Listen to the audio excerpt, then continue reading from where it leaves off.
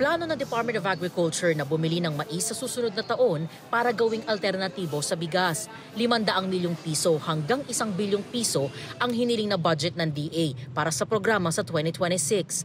Ayon kay Agriculture Secretary Chu Laurel Jr., puti at dilaw na mais ang planong bilhin ng kagawaran na gagawing corn grits. Naniniwala rin daw ang DA na posibleng mapababa nito ang demand sa bigas na pwedeng magresulta sa pagbaba ng presyo ng bigas. Okay raw para sa ilang mamimili ang mais bilang alternatibo sa bigas. Sa akin okay po kasi malilit pa lang kami talaga. Kumakain din kami, bigas din yan eh. Medyo mahal nga kasi ngayon ang bigas eh. Mas masarap pa nga mais eh. Mas matamis-tamis ang mga mais kaysa sa bigas naman. Mas masustansya rin naman. Mas makakaiwas din tayo sa high blood din. Umaasa naman ang ilang nagtitinda ng mais na makakabuti sa kanilang kita ang planong ito ng DA. Ang bentahan daw kasi ngayon mataas at matumal. Minsan, okay naman yung benta. Minsan, medyo talo.